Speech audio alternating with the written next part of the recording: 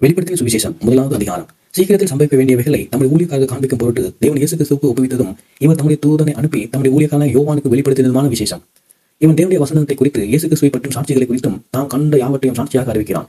இந்த தீர்க்கதரிசன வசனங்கள் எல்லாம் வாசிக்கிறவனும் கேட்கிறவனும் இதில் எழுதியிருக்கிறவைகளை கைக்கொள்கிறவரும் பாக்கியவான்கள். காலம் சமீபமாக இருக்கிறது. யோவான் ஆசியாவில் உள்ள 7 சபைகளுக்கும் எழுதுகிறதாவது, இருக்கிறவரும் இருந்தவரும் வருகிறவருமானவர்களாலும் அவருடைய சிங்காசனத்துக்கு முன்பதாக இருக்கிற 7 ஆவிகளாலும் உண்மையுள்ள சாட்சியும் மரித்தோரிலிருந்து முதற் பிறந்தவரும் பூமியின் ராஜாக்களுக்கு அதிபதிகளுமாகிய இயேசு கிறிஸ்துவினாலும் உங்களுக்கு கிருபையும் சமாதானமும் உண்டாவதாக. நம்மிடத்தில் அன்பு கூர்ந்து நமது இரக்கத்தினாலே நம்முடைய பாவங்களற்ற கழுவி நம்முடைய பிதாவாகிய தேவனுக்கு முன்பாக நம்முடைய ராஜாக்களுக்கும் ஆசாரியர்களுமாக்கின அவருக்கு மகிமையும் வல்லமையும் என்றென்றைக்கும் உண்டாயிருப்பதாக. ஆமென். இதோ மேகங்களுடனே வருகிறார். கண்கள் யாவும் அவரை காணும். அவரை குத்தினவர்களும் அவரை காண்பார்கள். பூமியின் கோத்திரங்கள் எல்லாரும் அவரை பார்த்து புலம்புவார்கள். அப்படி ஆகும். ஆமென். இருக்கிறவரும் இருந்தவரும் வருகிறவருமாகிய சர்வ வல்லமையுள்ள கர்த்தர் நான் அல்பாவும் ஓமேகாவும் ஆதியும் அந்தவுமா இருக்கிறேன் என்று திருவுளம் பற்றினார். உங்கள் சகோதரனும் இயேசு கிறிஸ்துவின் நிமித்தம் வருகிற உபத்திரவத்திற்கும் அவருடைய ராஜ்யத்திற்கும் அவருடைய பொறுமைக்கும் உங்கள் உடன் பங்காளியாக இருக்கிற யோவானாகிய நான் தேவ சன்னிதானத்தின் நிமித்தம் இயேசு கிறிஸ்துவை பற்றிய சாட்சி நிமித்தமும் பத்மு எனும் தீவிலே இருந்தேன்.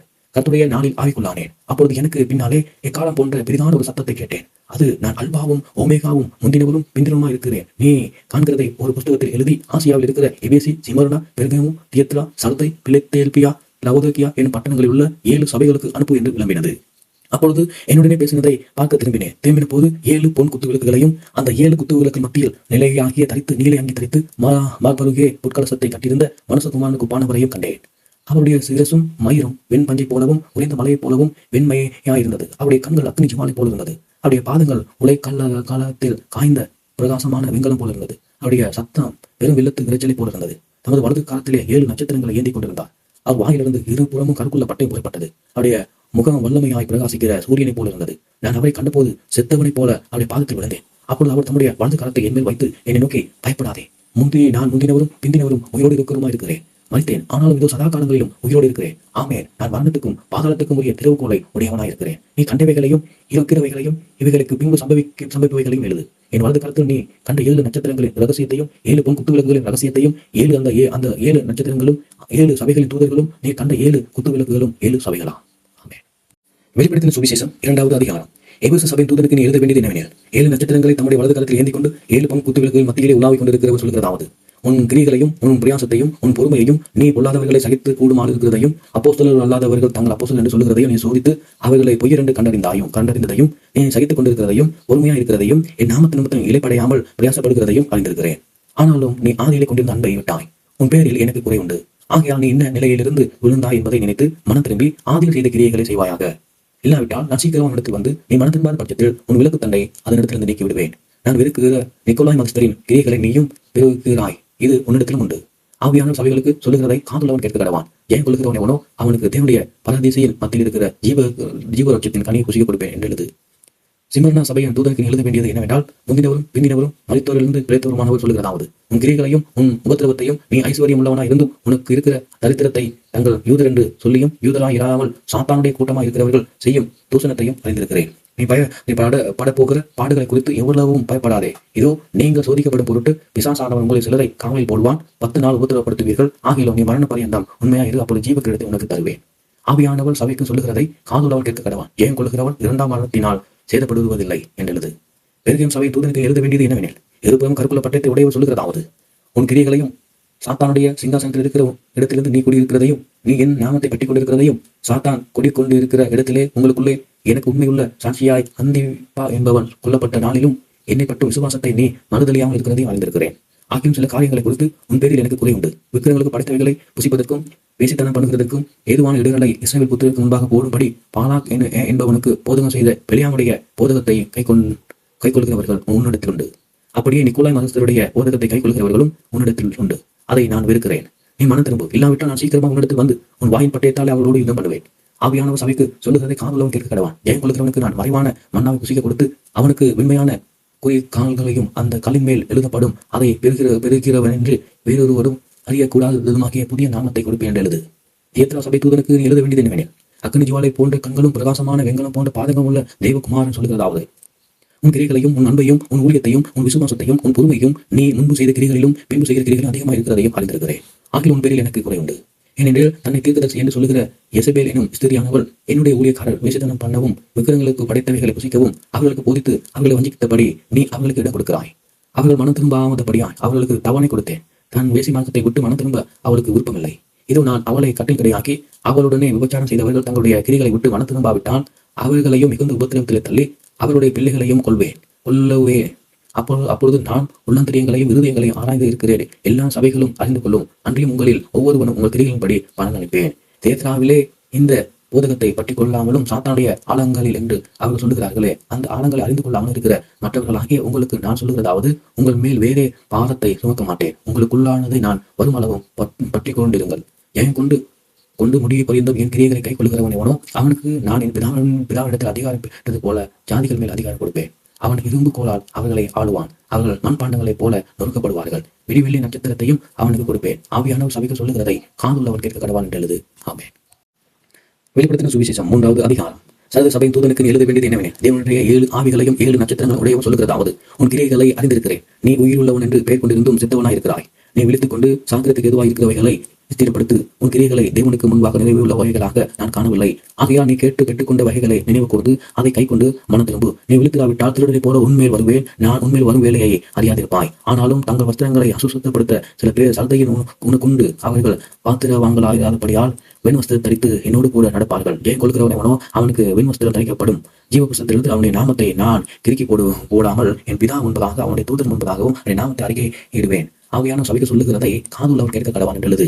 பிலேதெல்பியா சபையின் தூதனுக்கு எழுத வேண்டியது என்னவெனில், பரிசுத்தம் உள்ளவரும் சத்தியமுள்ளவரும் தாவீதின் திறவுகோலை உடையவரும் ஒருவரும் பூட்டாத படிக்கு திறக்கிறவரும் ஒருவரும் திறக்காத படிக்கு பூட்டுகிறவருமாய் இருக்கிறவர் சொல்லுகிறது, உன் கிரியைகளை அறிந்திருக்கிறேன். உனக்கு கொஞ்சம் பலன் இருந்தும் நீ என் நாமத்தை வலுதலியாமல் என் வசனத்தை கை கொண்டபடினாலே இதோ திருவின் வாசலை உனக்கு முன்பாக வைத்திருக்கிறேன். அதை ஒருவரும் பூட்ட மாட்டான். இதோ யூதர் அல்லாததா இருந்தும் தாங்கள் யூதர் என்று போய் சொல்லுகிறவர்கள் ஆகிய சாத்தானுடைய கூட்டத்தாரில் சிலர் உனக்கு கொடுப்பேன். இதோ அவர்கள் உன் பாதத்துக்கு முன்பாக வந்து பணிந்து நான் உண்மையில் அன்பாய் இருக்கிறதை அறிந்து கொள்ளும்படி செய்வேன். என் பொறுமையை குறித்து சொல்லிய வசனத்தை நீ காத்துக் கொண்டபடியால் பூமியில் குடியிருக்கிறவர்களை சோதிக்கும்படியாக பூர் சக்கரவர்த்தி எங்கும் வரப்போகிற சோதனை காலத்துக்கு தப்பும்படி நான் உன்னை காப்பேன். இதோ சீக்கிரமாய் வருகிறேன். ஒருவனும் உன் கிரீடத்தை எடுத்துக்கொள்ளாத படிக்கு உனக்குள்ளதை பற்றி கொண்டிரு. ஜெயம் கொள்கிறவனோ அவன் என் தேவனுடைய ஆலயத்தில் தூணாக்குவேன். அதினின்று அவன் ஒரு காலம் நீங்குவதில்லை. என் தேவனுடைய நாமத்தையும் என் தேவனால் பரலோகத்தில் இருக்கிறவர்களாகிய புதிய எருசலேமாகிய என் தேவனுடைய நகரத்தின் நாமத்தையும் என் புதிய நாமத்தையும் அவன் மேல் எழுதுவேன். ஆவியானவர் சபைக்கு சொல்லுகிறதை காதுள்ளவன் கேட்க கடவான் என்று எழுது. லவோதிக்கேயா சபையின் தூதனுக்கு நீ எழுத வேண்டியது என்னவெனில், உண்மையும் சத்தியம் உள்ள சாட்சியும் தேவனுடைய சிருஷ்டிப்புக்கு ஆதியுமாயிருக்கிற ஆமென் என்பவர் சொல்லுகிறதாவது, உன் கிரியைகளை அறிந்திருக்கிறேன். நீ குளிரும் அல்ல அனலும் அல்ல. நீ குளிராயாவது அனலையாவது இருந்தால் நலமாயிருக்கும். இப்படி நீ குளிரும் இன்றி அனலும் இன்றி வெதுவெதுப்பாயிருந்தபடியால் உன்னை என் வாயென்று வாந்தி பண்ணி போடுவேன். நீ நெருப்பாக்கியமுள்ளவனும் பரிதவிக்கப்பட்டவனும் தரித்திரனும் குருடரும் நிர்வாணிகளுமாய் இருக்கிறதை அறியாமல் நான் ஐஸ்வர்யமான் என்றும் கிரிவிசாயம் என்றும் எனக்கு ஒரு குறியும் இல்லை என்றும் சொல்லுகிறபடியால் நீ ஐஸ்வர்யவானாகும்படிக்கு நெருப்பிலே புடமிடப்பட்ட பொன்னையும் உன் நிர்வாணமாகிய அவலட்சணமும் தோன்றாதபடிக்கு நீ உடுத்திக் கொள்வதற்கு வெண் வஸ்திரங்களையும் என்னிடத்தில் வாங்கிக் கொள்ளவும் நீ பார்வையடையும் படிக்க உன் கண்களுக்கு கலிங்கம் போடவும் வேண்டும் என்று உனக்கு ஆலோசனை சொல்லுகிறேன். நான் நேசிக்கிறவர்கள் எல்லாரும் அவர்களை கடிந்து கொண்டு சிச்சிக்கிறேன். ஆகையால் நீ ஜாக்கிரதையா இருந்து மனம் திரும்பு. இதோ வாசப்படி நின்று திட்டுகிறேன். ஒருவரின் சத்தத்தை கேட்டு கதவை திறந்தால் அவனிடத்தில் நான் பிரவேசித்து அவனோடு கூட போஜனம் பண்ணுவேன். அவன் என்னோடு போஜனம் பண்ணுவான். நான் ஜெயம் கொண்டு என் பிதாவினுடைய சிங்காசனத்திலே அவரோடு கூட உட்கார்கிறது போல ஜெயம் கொள்கிறவர்களோ அவனோ என்னோட சிங்காசனத்தில் என்னோடு கூட உட்காரும் படிக்க அருள் செய்வேன். ஆவியான சபைக்கு சொல்லுகிறதை காதுள்ளவன் கேட்க கடவான் என்று எழுது என்றார். வெளிப்படுத்தின சுவிசேஷம் 4வது அதிகாரம். எங்களுக்கு பின்பு இதோ பரலோகத்தில் திறக்கப்பட்டிருந்த ஒரு வாசலை கண்டேன். முன்னே எக்காலம் போல என்னுடனே பேச நான் கேட்டிருந்த சத்தமானது, இங்கே ஏறி வா, இவைகளுக்கு பின்பு சம்பவிக்க வேண்டியவைகளை உனக்கு காண்பிப்பேன் என்று விளம்பினது. உடனே ஆவிக்குள்ளானே. அப்பொழுது இதோ வானத்தில் ஒரு சிங்காசனம் வைக்கப்பட்டிருந்தது. அந்த சிங்காசனத்தின் மேல் ஒருவர் வீற்றிருந்தார். வீற்றிருந்தவர் பார்வைக்கு வச்சிரக்கல்லுக்கும் பத்மராகத்துக்கும் பாயிருந்தார். அந்த சிங்காசனத்தை சுற்றி ஒரு வானவில் இருந்தது. அது பார்வைக்கு மகரந்தம் போல் தோன்றினது. அந்த சிங்காசனத்தை சூழ 24 சிங்காசனங்கள் இருந்தன. 24 மூப்பர்கள் வெண் வஸ்திரம் தரித்து தங்கள் சிரசுகளில் பொன்முடி சூட்டி அந்த சிங்காசனத்தின் மேல் உட்கார்ந்திருக்க கண்டேன். அந்த சிங்காசனத்திலிருந்து மின்னலும் இடி முழக்கங்களும் சத்தங்களும் புறப்பட்டன. தேவனுடைய ஆவி 7 அக்கினி தீபங்கள் சிங்காசனத்துக்கு முன்பாக எரிந்து கொண்டிருந்தன. அந்த சிங்காசனத்துக்கு முன்பாக பளிங்கு கொப்பான கண்ணாடிகள் இருந்தது. அந்த சிங்காசனத்தின் மத்தியில் அந்த சிங்காசனத்தை சுற்றிலும் 4 ஜீவன்கள் இருந்தன. அவைகள் முன்புறத்திலும் பின்புறத்திலும் கண்களால் நிறைந்திருந்தன. முதலாம் ஜீவன் சிங்காசனத்துக்கு ஒப்பாகவும், 2ஆம் ஜீவன் காளைகளுக்கு ஒப்பாகவும், 3ஆம் ஜீவன் மனுஷனுக்கு போன்ற முகங்களுக்கு ஒப்பாகவும், 4வது ஜீவன் பறக்கிற கழுகுக்கு ஒப்பாகவும் இருந்தன. அந்த 4 ஜீவன்களும் அவ்வாறு சிறுகளுள்ளவர்களும் சுற்றிலும் உள்ளேயும் கண்களால் நிறைந்திருந்தன. அவைகள் இருந்தவரும் இருக்கிறவரும் வருகிறவருமாகிய சர்வ வல்லமுள்ள தேவனாகிய கர்த்தர் பரிசுத்தர் பரிசுத்தர் பரிசுத்தர் என்று இரவும் பகலும் ஓயாமல் சொல்லிக் கொண்டிருந்தன. மேலும் சிங்காசனத்தின் மேல் வீட்டிலிருந்து சதா காலங்களிலும் உயிரோடு இருக்கிறதுக்கு அந்த ஜீவன்கள் மகிமையும் கனத்தையும் ஸ்தோத்திரத்தையும் செலுத்திய போது 24 மூப்பர்களும் சிங்காசனத்தின் மேல் வீட்டிருக்கிறதுக்கு முன்பாக வணக்கமாய் விழுந்து சதா காலங்களில் உயிரோடு இருக்கிறவரை தொழுது கொண்டு தன் கிரீடங்களை சிங்காசனத்துக்கு முன்பாக வைத்து, கர்த்தாவே தேவரீர் மகிமையும் கனத்தையும் வல்லமையும் பெற்றுக் கொண்டிருப்பதற்கு பாத்திரனாய் இருக்கிறீர். நிறைய சகலத்தை சிருஷ்டித்தீர். உன்னுடைய சித்தத்தினாலே அவைகள் உண்டாயிருக்கிறவைகளுக்கும் சிருஷ்டிக்கப்பட்டவைகளுமாய் இருக்கிறது என்றார்கள். ஆமென். வெளிப்படுத்தும் சுவிசேஷம் 5வது அதிகாரம். அன்றையும் உள்ளும் புறம்பும் எழுதப்பட்டு 7 முத்திரைகளால் முத்திரிக்கப்பட்டிருந்த ஒரு புஸ்தகத்தை சிங்காசனத்தின் மேல் வீட்டிருக்கிறவருடைய வலது கரத்தில் கண்டேன். புஸ்தகத்தை திறக்கவும் அதன் முத்திரைகளை உடைக்கவும் பாத்திரவான் யார் என்று மிகுந்த சத்தமிட்டு கூறுகிற பலமுள்ள ஒரு தூதனையும் கண்டேன். வானத்திலாவது பூமியிலாவது பூமி கீழாவது ஒருவன் அந்த புஸ்தகத்தை திறக்கவும் அதை பார்க்கவும் கூடாது இருந்தது. ஒருவனும் அந்த புஸ்தகத்தை திறந்து வாசிக்கவும் அதை பார்க்கவும் பாத்திரவானாக காணப்படாததினால் நான் மிகவும் அழுதேன். அப்பொழுது மூப்பரில் ஒருவன் என்னை நோக்கி, நீ அழ வேண்டாம். இதோ யூதா கோத்திரத்து சிங்கமும் தாவீது வேறுமானவர் புஸ்தகத்தை திறக்கவும் அது 7 முத்திரைகளை உடைக்கவும் ஜெயம் கொண்டிருக்கிறார் என்றான். அப்பொழுது இதோ அடிக்கப்பட்ட வண்ணமாயிருக்கிற ஒரு ஆட்டுக்குட்டி சிங்காசனத்திற்கும் 4 ஜீவனுக்கும் மூப்பர்களுக்கும் மத்தியில் நிற்க கண்டேன். அந்த 7 கொம்புகளையும் 7 கண்களையும் உடைந்திருந்து அந்த கண்களை எங்கும் அனுப்பப்படுகிற தேவனுடைய 7 ஆவிகளாம். அந்த ஆட்டுக்குட்டியானவர் வந்து சிங்காசனத்தின் மேல் உட்கார்ந்தவருடைய வலது காலத்திலிருந்து புஸ்தகத்தை வாங்கினார். அந்த புஸ்தகத்தை அவர் வாங்கின போது அந்த 4 ஜீவன்களும் 24 மூப்பர்களும் தங்கள் சுரமண்டலங்களையும் பரிசுத்தவான்களுடைய ஜெயங்களாகிய தூபவர்க்கத்தால் நிறைந்த பொற்கலசங்களையும் பிடித்துக்கொண்டு ஆட்டுக்குட்டியானவருக்கு முன்பாக வணக்கமாய் விழுந்து, தேவரீர் புஸ்தகத்தை வாங்கவும் அதன் முத்திரையை உடைக்கவும் பாத்திரராய் இருக்கிறீர். ஏனெனில் அடிக்கப்பட்டு சகல கோத்திரங்களிலும் பாசைக்காரர்களிலும் ஜனங்களிலும் ஜாதிகளிலும் இருந்து எங்களை தேவனுக்கென்று உங்களுடைய இரத்தத்தினாலே மீட்டுக்கொண்டு எங்கள் தேவனுக்கு முன்பாக எங்கள் ராஜாக்களும் ஆசாரியமா இருக்கிறீர். நாங்கள் பூமியிலே அரசாள்வோம் என்று புதிய பாட்டை பாடினார்கள். பின்னர் நான் பார்த்தபோது சிங்காசனத்தையும் ஜீவன்களையும் மூப்பர்களையும் சூழ்ந்திருந்த அநேக தூதர்களுடைய சத்தத்தை கேட்டேன். அவருடைய இலக்கம் 16,000 1000 இருந்தது. அவர்கள் மகா சத்தமிட்டு அடிக்கப்பட்ட ஆட்டுக்குட்டியானவர் வல்லமையையும் ஐஸ்வர்யத்தையும் ஞானத்தையும் பலத்தையும் கனத்தையும் மகிமையையும் ஸ்தோத்திரத்தையும் பெற்றுக்கொள்ள பாத்திரவானாக இருக்கிறார் என்று சொன்னார்கள். அப்பொழுது வானத்திலும் பூமியின் மேல் இருக்கிற சிருஷ்டிக்க யாவும் சமுத்திரத்துள்ளவைகளும் அவற்றுள்ளடங்கிய வஸ்துக்களாகவும் சிங்காசனத்தின் வீட்டிற்கிறவர்களுக்காகவும் ஆட்டுக்குட்டியானவர்களுக்காகவும் ஸ்தோத்திரமும் கனமும் மகிமையும் வல்லமையும் சதா காலங்களும் உண்டாவதாக என்று சொல்ல கேட்டேன். அதுக்கு நான் ஜீவன்களும் ஆமேன் 4 ஜீவன்களும் ஆமேன் என்று சொல்லினேன். 24 மூப்பர்களும் வணக்கமாய் விழுந்து சதா காலங்களிலும் உயிரோடு இருக்கிறவரை தொழுது கொண்டார்கள். ஆமேன். வெளிப்படுத்தின சுவிசேஷம் 6வது அதிகாரம். ஆட்டுக்குட்டியானவர் முத்திரைகள் ஒன்றை உடைக்க கண்டேன். அப்போது 4 ஜீவன்கள் ஒன்று என்னை நோக்கி, நீ வந்து பார் என்று இடிமுழக்கம் போன்ற சத்தமாய் சொல்ல கேட்டேன். நான் பார்த்தபோது இதோ ஒரு வெள்ளை குதிரையை கண்டேன். அது மேல் ஏறி இருந்தவன் வில்லை பிடித்திருந்தான். அவனுக்கு ஒரு கிரீடம் கொடுக்கப்பட்டது. அவன் ஜெயிக்கிறவனாகவும் ஜெயிப்பவனாகவும் புறப்பட்டான். அவர் 2ஆம் முத்திரை உடைத்த போது 2ஆம் ஜீவனானது, நீ வந்து பார் என்று சொல்ல கேட்டேன். அப்பொழுது சிவப்பான வேறொரு குதிரை புறப்பட்டது. அது மேல் ஏறி இருந்தவனுக்கு பூமியில் உள்ளவர்கள் ஒருவரை ஒருவர் கொலை செய்யத்தக்கதாக சமாதானத்தை பூமியிலிருந்து எடுத்து போடப்படும்படியாக அதிகாரம் கொடுக்கப்பட்டது. ஒரு பெரிய பட்டயம் அவனுக்கு கொடுக்கப்பட்டது. அவர் 3ஆம் முத்திரை உடைத்த போது 3ஆம் ஜீவனானது, நீ வந்து பார் என்று சொல்ல கேட்டேன். நான் பார்த்தபோது இதோ ஒரு கருப்பு குதிரையை கண்டேன். அது மேல் ஏறினவன் ஒரு தராசை தன் கையில் பிடித்திருந்தான். அப்பொழுது ஒரு பணத்துக்கு 1 படி கோதுமையும் ஒரு பணத்துக்கு 3 படி வாட்கோதுமையும் எண்ணெயும் திராட்சரசத்தையும் சேதப்படுத்தாதே என்றும் 4 ஜீவன்களின் மத்தியிலிருந்து உண்டான சத்தத்தை கேட்டேன். அவர் 4ஆம் முத்திரை உடைத்த போது 4ஆம் ஜீவனானது, நீ வந்து பார் என்று சொல்லும் சத்தத்தை கேட்டேன். நான் பார்த்தபோது இதோ மங்கின நிறமுள்ள ஒரு குதிரையை கண்டேன். அதுமேல் ஏறி இருந்தவனுக்கு மரணம் என்று பெயர். பாதாளம் அவன் பின் சென்றது. பட்டயத்தினாலும் பஞ்சத்தினாலும் சாவினாலும் பூமியின் துஷ்ட மிருகங்களினாலும் பூமியின் காட்பங்கிராகில் உள்ளவர்களை கொலை செய்யும்படியான அதிகாரம் அவனுக்கு கொடுக்கப்பட்டது. அவர் 5ஆம் முத்திரை உடைத்த போது தேவவசனத்தின் நிமித்தம் தாங்கள் கொடுத்திருந்த சாட்சி நிமித்தம் கொல்லப்பட்டவருடைய ஆத்துமாக்களின் பலிபீடத்தின் கீழே கண்டேன். அவர் பரிசுத்தமும் சத்தியமும் உள்ள ஆண்டவரே தேவரின் பூமியிலே குடியிருக்கிறவரிடத்திலே எங்கள் இரத்தத்தை குறித்து இதுவரைக்கும் நியாய தீர்ப்பு செய்யாமலும் பழி வாங்காமல் இருப்பீர் என்று மகா சத்தமிட்டு கூப்பிட்டார்கள். அப்பொழுது அவர்கள் ஒருவரில் ஒருவர் வெள்ளை அங்கிகளால் கொடுக்கப்பட்டது. அன்றையும் அவர்கள் தங்களை போல கொலை செய்யப்பட போகிறவர்களாகிய தங்கள் உடன்பண்ணி விடையக்காரரும் தங்கள் சகோதரமானவர்களின் தொகையை நிறைவாக்கும் அளவும் இன்னும் கொஞ்ச காலம் இலை பார வேண்டும் என்று அவர்களுக்கு சொல்லப்பட்டது. அவர் 6ஆம் முத்திரை உடைக்க கண்டேன். இதோ பூமி மிகவும் அதிர்ந்தது. சூரியன் கருப்பு கம்பளியை போலவும் கருத்து சந்திரன் இரத்தம் போல ஆயிற்று. அத்தி மரமானது பெருங்காற்றினால் அசைக்கப்பட்ட போது அதன் காய்கள் உதிர்க்கிறது போல வானத்தின் நட்சத்திரங்களும் பூமியிலே விழுந்தது. வானமும் சுருட்டப்பட்டு புஸ்தகம் போலாகி விலகி போயிற்று. மலைகள் தீவுகள் யாவும் தங்கள் இடங்களை விட்டு அகன்று போயின.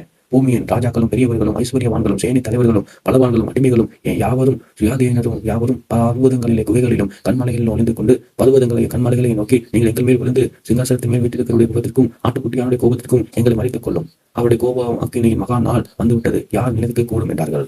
ஆமென். வெளிப்படுத்தின சுவிசேஷம் 7வது அதிகாரம். இவைகளுக்கு பின்பு பூமி 4 திசையிலும் 4 தூதர்கள் நின்று பூமியின் மேலாவது சமுத்திரத்தின் மேலாவது ஒரு மரத்தின் மேலாவது காற்று அடியாத படிக்கு பூமி 4 காற்றுகளையும் பிடிக்க கண்டேன். ஜீவனுடைய தேவனுடைய முத்திரை கோலையுடைய வேறொரு தூதன் சூரியன் உதிக்கிற திசையிலிருந்து ஏறி வர கண்டேன். அவன் பூமியையும் சமுத்திரத்தையும் சேதப்படுத்துவதற்கு அதிகாரம் பெற்ற அந்த 4 தூதனையும் நோக்கி, நாம் நமது தேவனுடைய ஊழியக்காரரின் நெற்றிகளில் முத்திரை போட்டு தீர்மளவும் பூமியின் சமுத்திரத்தையும் மரங்களையும் சேதப்படுத்தாதிருங்கள் என்று மகா சத்தமிட்டு கூப்பிட்டான்.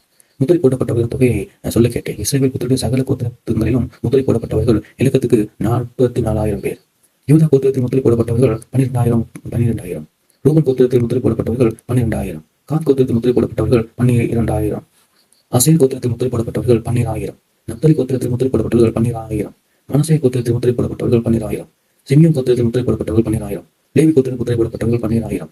ஈசாக்கு கோத்திரத்தில் முத்திரை போடப்பட்டவர்கள் 12,000. செப்லோன் கோத்திரத்தில் முத்திரை போடப்பட்டவர்கள் 12,000. யோசிப்பு கோத்திரத்தில் முத்திரை போடப்பட்டவர்கள் 12,000. பெஞ்சமின் கோத்திரத்தில் முத்திரை போடப்பட்டவர்கள் 12,000. இவர்களுக்கு பின் நான் பார்த்தபோது இதோ சகல ஜாதிகளிலும் கோத்திரங்களிலும் ஜனங்களிலும் பாசைக்காரர்களிலிருந்து வந்தும் ஒருவனும் எண்ணக்கூடாததுமான திரளான கூட்டமாக்கிய ஜனங்கள் வெள்ளை அங்கி தரித்து தங்கள் கைகளில் உருத்துவர்களை பிடித்து சிங்காசனத்துக்கு முன்பாக ஆட்டுக்குட்டியானவருக்கு முன்பாகவும் நிற்க கண்டேன். அவர் மகா சத்தமிட்டு இஸ்ரவேலின் மகிமை சிங்காசனத்தின் வீட்டிருக்கிற எங்கள் தேவனுக்கும் ஆட்டுக்குட்டியானவருக்கும் உண்டாவதாக என்று ஆர்வளித்தார்கள். தூதர்கள் யாவரும் சிங்காசனத்தையும் மூப்பர்களையும் 4 ஜீவன்களையும் சோழனுடன் நின்று சிங்காசனத்துக்கு முன்பாக முகங்குப்புற விழுந்து தேவனை தொழுது கொண்டு, ஆமேன், எங்கள் தேவனுக்கு துதியும் மகிமையும் ஞானமும் ஸ்தோத்திரமும் கனமும் வல்லமையும் பலனும் சதா காலங்களிலும் உண்டாவதாக ஆமேன் என்றார்கள். அப்பொழுது மூப்பர்களில் ஒருவன் என்னை நோக்கி, வெள்ளை அங்கிகளை தரித்திருக்கிற இவர்கள் யார்? எங்கிருந்து வந்தார்கள் என்று கேட்டான். அதற்கு நான், ஆண்டவனே, அது உனக்கு தெரியும் என்றேன். அப்பொழுது அவன், இவர்கள் மிகுந்த உபத்திரவத்திலிருந்து வந்தவர்கள். இவர்கள் தங்கள் அங்கிகளை ஆட்டுக்குட்டியானுடைய ரத்தத்தினாலே தோய்த்து வெளுத்தவர்கள். ஆனபடினால் இவர்கள் தேவனுடைய சிங்காசனத்துக்கு முன்பாக இருந்து இரவும் பகலும் அவருடைய ஆலயத்திலே அவரை சேவிக்கிறார்கள். சிங்காசனத்தை மேல் வீட்டிருக்கிறவர் இவர்களுக்குள்ளே வாசமாயிருப்பார். இவர்கள் இனி பசி அடைவதும் இனி தாகம் அடைவதும் இல்லை. வெயிலாவது உஷ்ணமாவது இவர்கள் மேல் படுவதும் இல்லை. சிங்காசனத்தின் மத்தியில் இருக்கிற ஆட்டுக்குட்டியானவர் இவர்களை மேய்த்து இவர்களை ஜீவ தண்ணீரில் உள்ள ஊற்றுக்கு நடத்துவார். தேவன் தாமே இவருடைய கண்ணீர் யாவையும் துடைப்பார் என்றான். ஆமென். வெளிப்படுத்தின சுவிசேஷம் 8வது அதிகாரம்.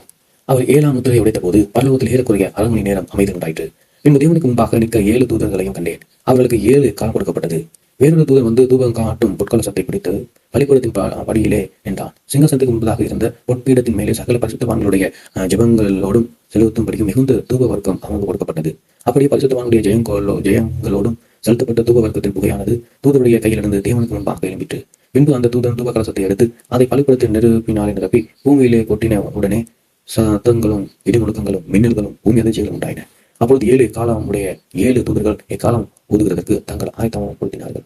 1ஆம் தூதர் எக்காலம் ஊதினார். அப்பொழுது ரத்ன கலசங்கள் கண்மலையும் அக்கினியும் உண்டாகி பூமியிலே கொட்டப்பட்டது. அதனாலே மரங்களில் 3 பங்கு வெந்து போயிற்று. பசும் பொருளுங்கும் எரிந்து போயிற்று. 2ஆம் தூதன் எக்காலம் ஊதினான். அப்பொழுது அக்கினியினால் எரிகிற பெரிய மலைகளை போன்றதொன்று சமுத்திரத்திலே போடப்பட்டது. அதிலே சமுத்திரத்தில் 3 பங்கு இரத்தமாயிற்று. சமுத்திரத்திலிருந்து ஜீவனுள்ள சிருஷ்டிகளில் 3 பங்கு செத்து போயிற்று. கப்பல்களில் 3 பங்கு சேதமாயிற்று. 3ஆம் தூதனை காலம் ஊதினார். அப்பொழுது ஒரு பெரிய நட்சத்திரம் தீவட்டியை போல எரிந்து வானத்திலிருந்து விழுந்தது. அது ஆறுகளில் 3 பங்கு மேலும் நீரூற்றுகள் மேலும் விழுந்தது. அந்த நட்சத்திரத்துக்கு எட்டி என்று பெயர். அதில் தண்ணீரில் 3 பங்கு எட்டியை போல கசப்பாயிற்று. இப்படி கசப்பான தண்ணீரினாலே மனுஷர்கள் அநேகர் செத்தார்கள். 4ஆம் தூதனை காலம் ஊதினார். அப்பொழுது சூரியனில் 3 பங்கும் சந்திரன் 3 பங்கும் நட்சத்திரங்களில் 3 பங்கும் செய்தப்பட்டது. அவற்றினாலே 3 பங்கு இருள் அடைந்து பகலிலும் 3 பங்கு பிரகாசம் இல்லாமல் போயிற்று. இரவிலும் அப்படியே ஆயிற்று. பின்பு ஒரு தூதர் வானத்தின் மத்தியிலே பறந்து வர கண்டேன். அவன் மகா சத்தமிட்டு, இனி எக்காலம் ஊதப்போகிற மற்ற 3 தூதர்களுடைய எக்காலங்களிலும் பூமியில் குடியிருந்தவர்களுக்கு ஐயோ ஐயோ ஐயோ ஆபத்து வரும் என்று சொல்ல கேட்டேன். வெளிப்படுத்தின சுவிசேஷம் 9வது அதிகாரம். அந்த தூதன் எக்காலம் ஊதினான். அப்பொழுது வானத்திலிருந்து பூமி மேல் விழுந்த ஒரு நட்சத்திரத்தை கண்டேன். அவனுக்கு பாதாளத்தின் திறவுகோல் கொடுக்கப்பட்டது. அவன் பாதாள குழியை திறந்தான். உடனே பெரும் சூளையின் புகை போல அந்த சூளையிலிருந்து புகை எழும்பிற்று. அந்த சூளையின் புகையினாலே சூரியனும் ஆகாயமும் அந்தகாரப்பட்டது. அந்த புகையிலிருந்து வெட்டுக்கிளிகள் புறப்பட்டு பூமியின் மேல் வந்தது. அவைகளுக்கு பூமியில் உள்ள தேர்களின் வல்லமைக்கு ஒப்பான வல்லமை கொடுக்கப்பட்டது. பூமியின் புல்லையும் பசுமையான எந்த பூண்டையும் எந்த மரத்தையும் சேதப்படுத்தாமல் தங்கள் நெற்றிகளில் தேவனுடைய முத்திரையை தரித்திராத மனுஷரை மாத்திரம் சேதப்படுத்த அவைகளுக்கு உத்தரவு கொடுக்கப்பட்டது. மேலும் அவர்களை கொலை செய்யும் படிக்கு அவைகளுக்கு உத்தரவு கொடுக்கப்படாமல் 5 மாதம் அளவும் அவைகள் வேதனைப்படுத்தும் படிக்கு உத்தரவு கொடுக்கப்பட்டது. அவைகள் செய்யும் வேதனை தேரானது மனுஷனுக்கு கொட்டும் போது உண்டாகும் வேதனை போல் இருக்கும். அந்நாட்களில் மனுஷர்கள் சாவை தேடியும் அதை காணாதிருப்பார்கள். சாக வேண்டும் என்று ஆசைப்படுவார்கள். சாவோ அவர்களுக்கு விலகி ஓடும். அந்த வெட்டுக்கிளிகளின் உருவம் யுத்தத்துக்கு ஆயத்த பண்ணப்பட்ட குதிரைகளுக்கு ஒப்பாக இருக்கிறது. அவருடைய தலையின் மேலிருந்து பொன்மயமான கிரீடம் போன்றவைகள் இருந்தன. அவைகளின் முகங்கள் மனுஷருடைய முகங்கள் போல் இருந்தன. அவருடைய கூந்தல் வஸ்திரங்களுடைய கூந்தல் போல் இருந்தது. அவையின் பற்கள் சிங்காசனத்தை பற்கள் போல் இருந்தன. இரும்பு கவசங்களைப் போல மார்க்கவசங்கள் அவைகளுக்கு இருந்தன. அவைகளுடைய சிங்காசனத்தின் இறைச்சலை யுத்தத்துக்கு ஓடுகிற அநேக குதிரைகள் பூண்ட ரதங்களில் இறைச்சலுக்கு ஒப்பாக இருந்தன. அவைகள் தேர்தலின் வாள்களுக்கு ஒப்பான வாள்களையும் அந்த வாள்களுக்கு கொடுக்குகளையும் உடையவர்களாக இருந்தன. அவைகள் 5 மாதம் அளவு மனுஷரை சேதப்படுத்துவதற்கு அதிகாரம் உடையவர்களாக இருந்தன. அவைகளுக்கு ஒரு ராஜா உண்டு. அவன் பாதாளத்தின் தூதன். எபிரேய பாஷையிலே அவத்தேன் எனும் கிரேக்க பாஷையிலே அப்பொல்லோயோன் எனும் அவனுக்கு பெயர். 1ஆம் ஆபத்து கடந்து போயிட்டு இவைகளுக்கு பின்பு இன்னும் 2 ஆபத்துகள் ஏதோ வருகிறது. 6ஆம் தூதன் எக்காலம் ஊதினான். அப்பொழுது தேவனுக்கு முன்பாக இருந்த பொற்பீடத்தின் 4 கொம்புகளிலும் இருந்து ஒரு சத்தம் தோன்றி எக்காலத்தை பிடித்திருந்த 6ஆம் தூதனை நோக்கி, ஐபிரதானத்தினும் பெரிய நதி அண்டையிலே கட்டப்பட்டிருக்கிற 4 தூதர்களையும் அகழ்த்து விடு என்று சொல்ல கேட்டேன். அப்பொழுது மனுஷரில் 1/3 பங்கை கொல்லும்படிக்கு 1 மணி நேரத்துக்கும் 1 நாளுக்கும் 1 மாதத்துக்கும் 1 வருஷத்துக்கும் ஆயத்தம் பண்ணப்பட்டிருந்த அந்த 4 தூதர்களும் அவிழ்த்து விடப்பட்டார்கள். குதிரை சேனையாகிய இராணுவங்களின் தொகை 20 கோடியாயிருந்தது. அவைகளின் தொகையை சொல்ல கேட்டேன். குதிரைகளையும் அவைகளின் மேல் வீட்டிருந்தவர்களையும் நான் தரிசனத்தில் கண்ட விதமாவது, அவர்கள் அக்கினி நிறமும் நீல நிறமும் கந்தக நிறமுமான மாறு கவசங்களுடையவர்களாயிருந்தார்கள். குதிரைகளுடைய தலை சிங்காசனத்தின் தலைகளை போலிருந்தன. அவைகளுடைய வாய்களிலிருந்து அக்கினியும் புகையும் கந்தகமும் புறப்பட்டன. அவைகள் வாயிலிருந்து புறப்பட்ட அக்கினி புகை கந்தகம் எனும் இம்மூன்றிலும் மனுஷரில் 1/3 பங்கு கொல்லப்பட்டார்கள். அந்த குதிரைகளின் வல்லமை அவைகளுக்கு வாயிலையும் வான்களிலேயும் இருந்தது. அவைகளுடைய வான்கள் பாம்பு கொப்பானவைகளாயும் தலைகள் உள்ளவைகளாயும் இருந்தது. அவைகளாலே சேதப்படுத்தப்படுகிறது. அப்படி இருந்தும் அந்த வாதைகளால் கொல்லப்படாத மற்ற மனுஷர்கள் பேய்களையும் பொன் வெள்ளி செம்பு கல் மரம் என்பவைகளினால் செய்யப்பட்டவைகளையும் காணவும் கேட்கவும் நடக்கவும் மாட்டாதவைகளுமாயிருக்கிற விக்கிரகங்களையும் வணங்காதபடிக்கு தங்கள் கைகளின் கிரிகளை விட்டு மனம் திரும்பவில்லை. தங்கள் கொலைபாதகங்களையும் தங்கள் சூனியங்களையும் தங்கள் வேசித்தனங்களையும் தங்கள் களவுகளையும் விட்டு மனம் திரும்பவில்லை. ஆமென். வெளிப்படுத்தின சுவிசேஷம் 10வது அதிகாரம். பின்பு பலமுள்ள வேறொரு தூதர் வானத்தில் இறங்கி வர கண்டேன். மேகம் அவனை சூழ்ந்திருந்தது. அவனுடைய சிரசின் மேல் வானவில் இருந்தது. அவனுடைய முகம் சூரியனைப் போலவும் அவனுடைய கால்கள் அக்கினி ஸ்தம்பங்களைப் போலவும் இருந்தது. திறக்கப்பட்ட ஒரு புஸ்தகம் அவன் கையில் இருந்தது. தன் வலது பாதத்தை சமுத்திரத்திலும் தன் இடது பாதத்தை பூமியில் வைத்து சிங்கம் கர்ச்சிக்கிறது போல மகா சத்தமாய் ஆர்ப்பரித்தான். அவன் ஆர்ப்பரித்த போது 7 இடிகளும் சத்தமிட்டு முழங்கின. அவ்வேறு இடிகளும் தங்கள் சத்தங்களை முழங்கின போது நான் எழுத வேண்டுவது என்கிறது என்ன? அப்பொழுது 7 இடி முழக்கங்கள் சொன்னவைகளை நீ எழுதாமல் முத்திரை போடு என்று வானத்திலிருந்து ஒரு சத்தம் உண்டாக கேட்டேன். சமுத்திரத்தின் மேலும் பூமி மேலும் நிற்கிறதற்காக நான் கண்ட தூதன் தன் கைகளை வானத்துக்கு நேராக உயர்த்தி, இனி காலம் செல்லாது, ஆனாலும் தேவன் தம்முடைய ஊழியக்காரனாகிய தீர்க்கதரிசிகளுக்கு சுவிசேஷம் அறிவிக்கும்படிக்கு 7ஆம் தூதனுடைய சத்தத்தின் நாட்களிலே அவன் காலம் ஊதப்போகிற போது தேவ ரகசியம் நிறைவேறும் என்று வானத்தையும் அதில் உள்ளவைகளையும் பூமியையும் அதில் உள்ளவைகளையும் சமுத்திரத்தையும் அதில் உள்ளவைகளையும் சிருஷ்டித்தவரும் சதாகாலம் உயிரிழந்தவர்களின் மேல் ஆணையிட்டு சொன்னார். நான் வானத்திலிருந்து பிறக்க கேட்டேன். சத்தம் மறுபடியும் என்னுடனே பேசி, சமுத்திரத்தின் மேலும் பூமியின் மேலும் நேற்று தூதனுடைய கையில் இருக்கும் திறக்கப்பட்ட சிறு புஸ்தகத்தை நீ போய் வாங்கிக் கொள் என்று சொல்ல. நான் தூதனுக்கு போய் அந்த சிறு புஸ்தகத்தை எனக்கு தாரும் என்றேன். அதுக்காக நீ இதை வாங்கி பூசி, இது உன் வயிற்றுக்கு கசப்பாயிருக்கும், ஆகிலும் உன் வாய்க்கு இது தேன் போல மதுரமாயிருக்கும் என்றான். நான் அந்த சிறு புஸ்தகத்தை தூதனுடைய கையிலிருந்து வாங்கி அந்த புஸ்தகத்தின் அதை புசிட்டேன். என் வாய்க்கு அது தேன் போல மதுரமாயிருந்தது. நான் அதை புசிட்ட உடனே என் வயிற்று கசப்பாயிற்று. அப்பொழுது நான் என்னை நோக்கி, நீ மறுபடியும் அநேக ஜனங்களையும் ஜாதிகளையும் ஆசைக்காரர்களையும் ராஜாக்களையும் குறித்து தீர்க்கதரிசனம் சொல்ல வேண்டும் என்றான். வெளிப்படுத்தின சுவிசேஷம் 11வது அதிகாரம். பின்பு கைக்கோலுக்கு ஒப்பான ஒரு அளவுகோல் என்னிடத்தில் கொடுக்கப்பட்டது. அப்பொழுது தேவதூதன் நின்று என்னை நோக்கி, நீ எழுந்து தேவனுடைய ஆலயத்தையும் பலிபீடத்தையும் அதில் தொழுது கொள்கிறவர்களையும் அளந்து பார். ஆலயத்துக்கு புறம்பே இருக்கிற பிரகாரம் புறஜாதிகள் கொடுக்கப்பட்டபடியால் அதை அளவாமல் புறம்பாக்கி போடு. பரிசுத்த நகரத்தையும் அவர்கள் 42 மாதம் மிதிப்பார்கள். என்னுடைய 2 சாட்சிகளும் 2 வஸ்திரம் உடுத்திக் கொண்டவர்களாய் 1260 நாட்கள் தீர்க்கதரிசனம் சொல்லும்படி அவர்களுக்கு அதிகாரம் கொடுப்பேன். பூலோகத்தின் ஆண்டவருக்கு முன்பாக நிற்கிற 2 ஒளிய மரங்களும் 2 விளக்கு தண்டுகளும் இவர்களே. ஒருவன் அவர்களை சேதப்படுத்த மனதா இருந்தால் அவருடைய வாயிலிருந்து அக்கறை புறப்பட்டு அவருடைய சத்துருக்களை பட்சிக்கும். அவர்களை சேதப்படுத்த மனதா இருக்கிறவன் எவனோ அவன் அப்படியே கொல்லப்பட வேண்டும். அவர்கள் தீர்க்கதரிசனம் சொல்லி 10 நாட்களில் மழை பெய்யாதபடிக்கு வானத்தை அடைக்க அவர்களுக்கு அதிகாரம் உண்டு. அவர்கள் தண்ணீரை இரத்தமாக மாட்டவும் தங்களுக்கு வேண்டும் போதெல்லாம் பூமியை சகலவித வாதையினால் வாதிக்கவும் அவர்களுக்கு அதிகாரம் உண்டு. அவர்கள் தங்கள் சாட்சியை சொல்லி முடித்த போது பாதாளத்திலிருந்து இருக்கிற மிருகம் அவரோடு கூட யுத்தம் பண்ணி அவர்களை ஜெயித்து அவர்களை கொண்டு போடும். அவருடைய உடல் மகா நகரத்தில் விசாலமான வீதிகளை கிடக்கும். அந்த நகரம் சோதம் என்றும் எகிப்து என்றும் ஞான ரத்னமாய் சொல்லப்படும். அதிலே நம்முடைய கருத்தரும் சிலுவையில் அறையப்பட்டார். ஜனங்களிலும் கோத்திரங்களிலும் ஆசைக்காரர்களிலும் ஜாதிகளிலும் உள்ளவர்கள் அவருடைய உடல்களை 3.5 நாள் வரைக்கும் பார்ப்பார்கள். அவருடைய உடல்களை கல்லறையிலே வைக்க விட்டார்கள். அவ்விரண்டு தீர்க்கதரிசிகளும் பூமியிலே குடிகளை வேதனைப்படுத்தினபடியால் அவர்கள் நிமித்தம் பூமியின் குடியே இருக்கிறவர்கள் சந்தோஷப்பட்டு கலை கொண்டு ஒருவருக்கு ஒருவர் வெகுமதிகள் அனுப்புவார்கள். 3.5 நாளுக்கு பின்பு தேவனிடத்திலிருந்து ஜீவ ஆவி அவரோடு பிரவேசித்து அப்பொழுது அவர்கள் காலூன்றி நின்றார்கள். அவர்களை பார்ப்பதற்கு மிகுந்த பயமுண்டாயிற்று. இங்கே ஏறி வாருங்கள் என்று வானத்திலிருந்து தங்களுக்கு உண்டான பெரிய சத்தத்தை அவர்கள் கேட்டு மேகத்தில் ஏறி வானத்துக்கு போனார்கள். அவர்களுடைய சத்துருக்கள் அவர்களை பார்ப்பார்கள். அந்நேரத்திலே பூமி மிகவும் அதிர்ந்து உடனே அந்த நகரத்தில் 10 பங்கு இடிந்து விழுந்து மனுஷரில் 7000 பேர் பூமி அதிர்ச்சியினாலே அழிந்தார்கள். பூமியானவர்கள் மீதியானவர்கள் பயமடைந்து பரலோகத்தின் தேவனை மகிமைப்படுத்தினார்கள். 2ஆம் ஆபத்து கடந்து போயிட்டு இது 3ஆம் ஆபத்து சீக்கிரமாக வருகிறது. 7ஆம் தூதன் காலம் ஊதினான். அப்பொழுது உலகத்தின் ராஜ்யங்கள் நம்முடைய கர்த்தருக்கும் அவருடைய கிறிஸ்துவுக்கும் உரிய ராஜ்யங்களான அவர் சதா காலங்களில் ராஜ்யம் பண்ணுவார் என்னும் கம்பீர சத்தங்கள் வானத்துண்டாயிற்று. அப்போது தேவனுக்கு முன்பாக தங்கள் சிங்காசனத்தின் மேல் உட்கார்ந்திருக்கிற 24 மூப்பருக்கு முன்பாக முகக்குப்புற விழுந்து இருக்கிறவரும் இருந்தவரும் வருகிறவருமாகிய சர்வ வல்லமையுள்ள கர்த்தராகிய தேவனை உம்மை ஸ்தோத்திரிக்கிறோம். தேவரே உமது மகா வல்லமை கொண்டு ராஜ்யம் பண்ணுகிறீர். ஜாதிகள் கோபித்தார்கள். அப்பொழுது உம்முடைய கோபம் உண்டது. மரித்தோர் நியாய தீர்ப்படைகிறதற்கும் தீர்க்கதரிசியாகிய உம்முடைய ஊழியக்காரருக்கும் பரிசுத்தவான்களுக்கும் உமது நாமத்தின் மேலே பயபக்தியாக இருந்த சிறியோர் பெரியோருக்கும் பலன் அளிக்கிறதற்கும் பூமியின் கெடுத்தவர்களை கெடுக்கிறதற்கும் காலம் வந்தது என்று சொல்லி தேவனை தொழுது கொண்டார்கள். அப்பொழுது பரலோகத்தின் தேவனுடைய ஆலயம் திறக்கப்பட்டது. அப்படி ஆலயத்தை அவருடைய உடன்படிக்கையின் பெட்டி காணப்பட்டது. அப்பொழுது மின்னல்களும் சத்தங்களும் இடி முழக்கங்களும் பூமி அதிர்ச்சிகளும் பெரும் கண்மலைகளும் உண்டாயின. வெளிப்படுத்தின சுவிசேஷம் 12வது அதிகாரம். அன்றையும் ஒரு பெரிய அடையாளம் வானத்திலே காணப்பட்டது. ஒரு ஸ்திரீ சூரியனை அணிந்திருந்தாள். அவள் பாதத்தின் கீழே சந்திரனும் அவள் சிரசின் மேல் 12 நட்சத்திரங்கள் உள்ள கிரீடமும் இருந்தன. அவள் கற்பவதியாய் இருந்து புறவாச வேதனை அடைந்து பிள்ளை பெறும்படி வருத்தப்பட்டு அலறினாள். அப்போது வேறொரு அடையாளம் வானத்தில் காணப்பட்டது. 7 தலைகளையும் 10 கொம்புகளையும் தன் தலையின் மேல் 7 முடிகளுடைய சிவப்பான பெரிய வலுசர்ப்பம் இருந்தது. அதன் வால் வானத்தின் நட்சத்திரங்களில் 3/4 இழுத்து அவைகளை பூமியில் விழ தள்ளிற்று. பிரபச வேதனையாய்ப்படுகிற அந்த ஸ்திரீ பிள்ளை பெற்றவுடனே அவருடைய பிள்ளையை பட்சித்து போடும்படிக்கு அந்த வலுசர்ப்பம் அவளுக்கு முன்பாக நின்றது. சகல ஜாதிகளையும் இரும்பு கோளால் ஆளுகை செய்யும் ஆண் பிள்ளையை அவள் பெற்றாள். அவருடைய பிள்ளை தேவனிடத்திற்கும் அவருடைய சிங்காசனத்திடத்திற்கும் எடுத்துக் கொள்ளப்பட்டது. ஸ்திரியானவள் வனாந்திரத்துக்கு ஓடிப்போனாள். அங்கே 1260 நாளாகவும் அவளை போஷிப்பதற்காக தேவனால் ஆயத்த பண்ணப்பட்ட இடம் அவளுக்கு உண்டாயிற்று. வானத்திலே யுத்தம் உண்டாயிற்று. மிகாவேலும் அவனை சேர்ந்த தூதர்களும் வலுசர்ப்பத்தோடு யுத்தம் பண்ணினார்கள். வலுசர்ப்பமும் அதை சேர்ந்த தூதர்களும் யுத்தம் பண்ணியும் ஜெயம் கொள்ளவில்லை. வானத்தில் அவர்கள் இருந்த இடமும் காணாமல் போயிற்று. உலகம் அனைத்தையும் மோசப்போக்கிற பிசாசு என்றும் சாத்தான் என்று சொல்லப்பட்ட பழைய பாம்பாகிய பெரிய வலுசர்ப்பம் தள்ளப்பட்டது. அது பூமியிலே விழ தள்ளப்பட்டது. அதோடு கூட அதை சேர்ந்த தூதர்களும் தள்ளப்பட்டார்கள். அப்பொழுது வானத்தில் ஒரு பெரிய சத்தம் உண்டாகி, இப்பொழுது ரட்சிப்பும் வல்லமையும் நமது தேவனுடைய ராஜ்யமும் அவருடைய கிறிஸ்துவின் அதிகாரமும் உண்டாயிருக்கிறது. இரவும் பகலும் நம்முடைய தேவனுக்கு முன்பாக நம்முடைய சகோதரர்கள் மேல் குற்றம் சுமத்தும் பொருட்டு அவர்கள் மேல் குற்றம் சாட்டுகிறவன் தள்ளப்பட்டு போனான். மரணம் நேரிடுகிறதா இருந்தாலும் அதற்கு தப்பும்படிக்கு தங்கள் ஜீவனையும் பாராமல் ஆட்டுக்குட்டியின் ரத்தத்தினாலும் தங்கள் சாட்சியின் வசனத்தினாலும் அவனை ஜெயித்தார்கள். ஆகையால் பரலோகங்களே, அவைகளில் வாசம் பண்ணுகிறவர்களே, களை கூறுங்கள். பூமியிலும் சமுத்திரத்திலும் குடியிருக்கிறவர்களுக்கு ஐயோ, பிசாசானவன் தனக்கு கொஞ்ச காலம் மாத்திரம் ஒன்றென்று அறிந்து மிகுந்த கோபம் கொண்டு உங்களிடத்தில் இறங்கும்படினால் உங்களுக்கு ஆபத்து வரும் என்று சொல்ல கேட்டேன். வலுசர்ப்பமானது பூமியை தள்ளப்பட்டதை அறிந்து அந்த ஆண் பிள்ளை பெற்ற ஸ்திரியை துன்பப்படுத்தினது.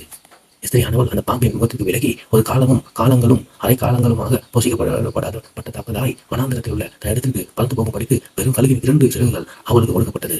அப்பொழுது அந்த ஸ்திரியை வெள்ளம் கொண்டு போகும்படிக்கு பாம்பானது தன் வாயிலிருந்து ஒரு நதி போன்ற வெள்ளத்தை அவளுக்கு பின்னாக ஊட்டிவிட்டது. பூமியானது ஸ்திரிக்கு உதவியாக தன் வாயை திறந்து வலுசர்ப்பம் தன் வாயில் ஊட்டின வெள்ளத்தை விழுங்கினது. அப்பொழுது வலுசர்ப்பமானது ஸ்திரீ மேல் கோபம் கொண்டு தேவனுடைய கற்பனைகளை கைக்கொள்கிறவர்களும் இயேசு கிறிஸ்து குறித்து சாட்சியுடையவர்களும் ஆகிய அவருடைய சந்ததியான மற்றவர்களுடனே யுத்தம் பண்ண போயிற்று. ஆமென். வெளிப்படுத்தின சுவிசேஷம் 13வது அதிகாரம். பின்பு நான் கடற்கரை மணலிலே நின்றேன். அப்பொழுது சமுத்திரத்திலிருந்து ஒரு மிருகம் எழும்பி வர கண்டேன். அதுக்கு 7 தலைகளும் 10 கொம்புகளும் இருந்தன. அது கொம்புகள் மேல் 10 முடிகளும் அதன் தலைகளின் மேல் தூசணமான நாமமும் இருந்தன. நான் கண்ட மிருகம் சிறுத்தை போல இருந்தது. அதன் கால்கள் கரடியின் காலை போலவும் அதன் வாய் சிங்கத்தின் வாயை போலவும் இருந்தன. வலுசர்ப்பமானது தன் பலத்தையும் தன் சிங்காசனத்தையும் மிகுந்த அதிகாரத்தையும் அதற்கு கொடுத்தது.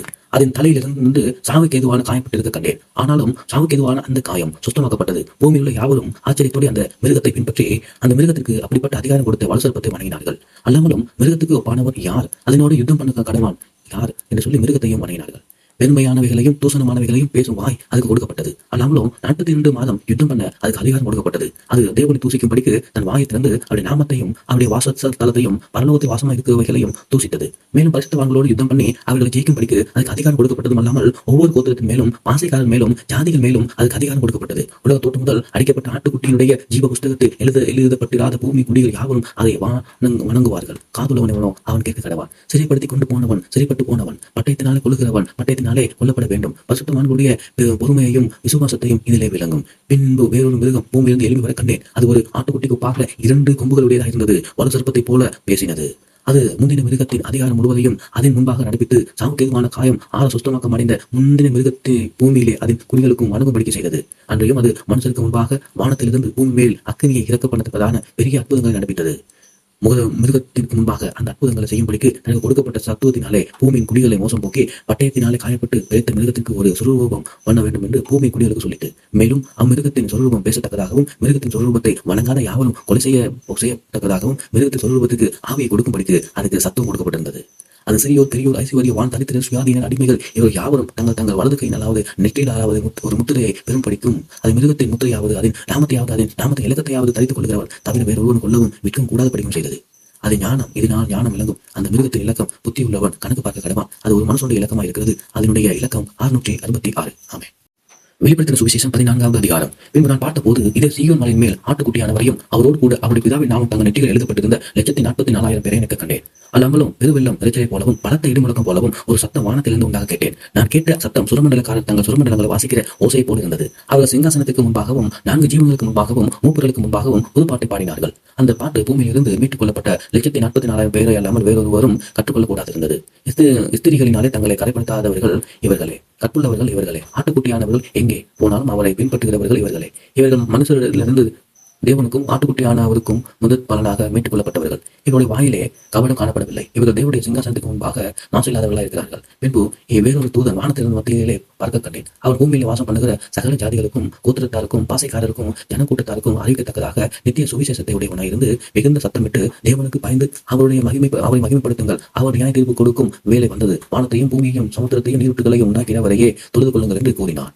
வேறொரு தூதன் பின் சென்று, பாபிலோன் மகாநகரம் விழுந்தது விழுந்தது, நான் வேசித்தனமாக்கிய உக்கிரமான மதுவை சகல ஜாதிகளுக்கு குடிக்க கொடுத்தாளே என்றான். அவர்களுக்கு பின்னே மூன்றாம் தூதன் வந்து மிகுந்த சத்தமிட்டு, மிருகத்தையும் அதன் சொரூபத்தையும் வணங்கி தன் நெற்றியிலாவது தன் கையிலாவது அதன் முத்திரையை தரித்துக் கொள்கிறவர் எவனோ அவன் தேவனுடைய கோபாக்கினை ஆகிய பாத்திரத்திலே கலப்பில்லாமல் பார்க்கப்பட்ட அவருடைய உக்கிரமாகிய மதுவை குடித்து பரிசுத்த தூதர்களுக்கு முன்பாகவும் ஆட்டுக்குட்டியானவருக்கு முன்பாகவும் அக்கினியினாலும் கந்தகத்தினாலும் பாதிக்கப்படுவான். அவருடைய வாதையின் புகை சதா காலங்களிலும் எழும்பும். மிருகத்தையும் அதன் சொரூபத்தையும் வணங்கினவர்களுக்கும் அதனுடைய நாமத்தை முத்திரையாக தரித்துக் கொள்கிற எவனுக்கும் இரவும் பகலும் இலைப்பாறுதல் இல்லாகிறது. தேவனுடைய கற்பனைக்கும் இயேசுவின் மேல் விசுவாசத்தையும் கற்றுக்கொள்கிறவர்களாகிய பரிசுத்தவானுடைய பொறுமை இதில் விளங்கும் என்று கூறினார். பின்பு பரலோகத்திலிருந்து ஒரு சத்தம் உண்டாக கேட்டேன். அது கர்த்தருக்குள் மறித்தவர்கள் இது முதல் பாக்கியவான்கள் என்றெழுது. அவன் தன் பிரயாசங்களையும் விட்டொழிந்து இலைப்பாறுவார்கள். அவருடைய கிரியைகள் அவரோடு கூட போகும். ஆவியானவரும் ஆம் என்று திருவுளம் பற்றினார் என்று சொல்லிட்டு, பின்பு நான் பார்த்தபோது இதோ விண்மையான மேகத்தையும் அந்த மேகத்தின் மேல் மனுஷகுமாரனுக்குமானவரையும் தமது சிங்காசனத்தில் பொற்கிழத்தையும் அவர் கையிலே கருக்குள்ள அறிவாளையுடைய ஒருவர் உட்கார்ந்திருக்கிறதையும் கண்டேன். அப்பொழுது வேறொரு தூதன் தேவாலயத்திலிருந்து புறப்பட்டு மேகத்தின் மேலே உட்கார்ந்திருக்கிறவரை நோக்கி, பூமியின் பயிர் முதிர்ந்தது, அறுக்கிறதுக்கு காலம் வந்தது, ஆகையால் அவனுடைய அறிவாள்களை நீட்டி அறுத்துவிடும் என்று மிகுந்த சத்தமிட்டு சொன்னார். அப்பொழுது மேகத்தின் மேல் உட்கார்ந்தவர் தமது அறிவாளை பூமி மேல் நீட்டினார். பூமியின் விளைவு அறுப்புண்டாவது. பின்பு வேறொரு தூதரும் கருக்குள்ள அறிவாளை பிடித்துக் கொண்டு பரலோகத்தில் உள்ள தேவாலயத்திலிருந்து புறப்பட்டு வந்தான். அக்னியின் மேலே அதிகாரமுள்ள வேறொரு தூதனும் பலிபீடத்திலிருந்து புறப்பட்டு வந்து கருக்குள்ள அறிவாளை பிடித்திருக்கிறவரை நோக்கி, பூமியின் திராட்சை பழங்களையும் பழுத்திருக்கிறது, கருக்குள்ள உமது அறிவாளை நீட்டி அதன் குலைகளை அறுத்துவிடும் என்று மிகுந்த சத்தமிட்டு சொன்னான். அப்பொழுது அந்த தூதன் தன் அறிவாளை பூமி மேலே நீட்டி பூமியின் திராட்சை பழங்களை அறுத்து தேவனுடைய கோபாக்கினை எங்கும் பெரிய ஆணையிலே போட்டான். நகரத்திற்கும் புறம்பே உள்ள அந்த ஆலையிலே அது விதிக்கப்பட்டது. அதில் ஆலையிலிருந்து 1100 ஸ்தாதி தூரத்தில் இருக்கும் ரதங்கள் புறப்பட்டு குதிரைகளின் கடினவாளங்கள் மட்டும் பெருகி வந்தது. ஆமென். வெளிப்படுத்தின சுவிசேஷம் 15வது அதிகாரம். பின்பு வானத்திலே பெரிதும் ஆச்சரியமான வேறொரு அடையாளமாகிய கடைசியான 7 வாதைகளுடைய 7 தூதரை கண்டேன். அவைகளால் தேவனுடைய கோபம் முடிகிறது. அன்றையும் அக்கறை கலந்த கண்ணாடி கடல் போன்ற ஒரு கடலையும் மிருகத்திற்கும் அதன் சுரூபத்திற்கும் அதன் முத்திரைக்கும் அதன் நாமத்திற்கும் இலக்கத்திற்கும் உள்ளாக்காமல் ஜெயம் கொண்டவர்கள் தேவ சுரமண்டலங்களை பிடித்துக் கொண்டு அந்த கண்ணாடி கடல் அருகே நிற்கிறதை கண்டேன். அவர்கள் தேவனுடைய ஊழியக்காரராகிய மோசையின் பாட்டையும் ஆட்டுக்குட்டியானுடைய பாட்டையும் பாடி, சர்வ வல்லமுள்ள தேவனாகிய கர்த்தாவே, தேவரீருடைய கிரியைகள் மகத்துவமும் ஆச்சரியமானவைகள், பரிசுத்தவான்களின் ராஜாவே, தேவரீருடைய வழிகள் நீதியும் சத்தியமானவைகள். கர்த்தாவே, யார் உமக்கு பயப்படாமலும் உமது நாமத்தை மகிமைப்படுத்தாமல் இருக்கலாம். தேவரீர் ஒருவரே பரிசுத்தர். எல்லா ஜாதிகளும் வந்து உமக்கு முன்பதாக தொழுது கொள்வார்கள். உம்முடைய நீதியான செயல்கள் வெளியரங்கமான என்றார்கள். இவைகளுக்கு பின்பு நான் பார்த்தபோது இதோ பரலோகத்திலே சாட்சி கூடாரமாகிய ஆலயம் திறக்கப்பட்டது. அந்த ஆலயத்திலிருந்து ஒரு 7 வாதைகளுடைய 7 தூதர்களும் சுத்தமும் பிரகாசமான மெல்லிய வஸ்திரம் தரித்து மார்பருகே பொற்கலசத்தை கட்டிக்கொண்டு புறப்பட்டார்கள். அப்பொழுது அந்த 4 ஜீவன்கள் ஒன்று சதா காலங்களில் உயிரோடு இருக்கிற தேவனுடைய கோபாக்கினைகளால் நிறைந்த பொற்கலசங்கள் 7ஐயும் அந்த 7 தூதர்களுக்கும் கொடுத்தது. அப்பொழுது தேவனுடைய மகிமையினாலும் அவருடைய வல்லமையினாலும் உண்டான புகையினாலே தேவாலயம் நிறைந்தது. 7 தூதருடைய 7 வாதைகளும் முடிவடை வரைக்கும் ஒருவரும் தேவாலயத்துக்குள் பிரவேசிக்க கூடாதிருந்தது. ஆமென். வெளிப்படுத்தின சுவிசேஷம் 16வது அதிகாரம். அப்பொழுது தேவாலயத்திலிருந்து உண்டான ஒரு பெரும் சத்தம், அந்த 7 தூதனுடனே நீங்கள் போய் தேவனுடைய கோப கலசத்தை பூமி மேலே ஊட்டுங்கள் என்று சொல்ல கேட்டேன். முதலாம் தூதன் போய் அந்த கலசத்தில் உள்ளதை பூமி மேலே ஊட்டினான். உடனே மிருகத்தின் முத்திரை தரித்தவர்களும் அதன் சொரூபத்தை வணங்கினவர்களும் ஆகிய மனுஷர்களுக்கு கொள்ளாத கூடிய புண்ணுண்டாயிற்று. இரண்டாம் தூதன் தன் கலசத்திலுள்ளதை சமுத்திரத்தின் மேல் ஊட்டினான். உடனே அது செத்தவனுடைய இரத்தம் போலாயிற்று. சமுத்திரத்தில் உள்ள பிராணிகள் யாவும் ஆண்டு போயின. மூன்றாம் தூதன் தன் கலசத்தை ஆறுகளிலும் நீரூற்றுகளிலும் ஊட்டினான். உடனே அவைகள் இரத்தமாய் மாறின. அப்பொழுது தண்ணீர்களின் தூதன், இருக்கிறவரும் இருந்தவரும் பரிசுத்தவராகமாகிய தேவரீர் இப்படி நியாய தீர்க்க நீதி உள்ளவராயிருக்கிறீர். அவர்கள் பரிசுத்தவான்களுடைய இரத்தத்தையும் தீர்க்கதரிசிகளுடைய இரத்தத்தையும் நிந்தித்தபடினான் இரத்தத்தையே அவர்களுக்கு குடிக்க கொடுத்தீர். அதற்கு பாத்திரராயிருக்கிறார்கள் என்று சொல்ல கேட்டேன். பலிபீடத்திலிருந்து வேறொருவரும், ஆம், சர்வ வல்லமையுள்ள தேவனாய் கர்த்தாவே, உம்முடைய நியாய தீர்ப்புகள் சத்தியமும் நீதியுமானவைகள் என்று சொல்ல கேட்டேன். 4ஆம் தூதன் அந்த கலசத்தை சூரியன் மேலே ஊட்டினான். தீயினால் மனுஷரை தகிக்கும்படிக்கு அந்த அதிகாரம் கொடுக்கப்பட்டது. அப்பொழுது மனுஷன் மிகுந்த உஷ்ணத்தினாலே தகிக்கப்பட்டு இந்த வாதைகளை செய்ய அதிகாரமுள்ள தேவனுடைய நாமத்தை தூசித்தார்கள் அல்லாமல் அவரை மகிமைப்படுத்த மனம் திரும்பவில்லை.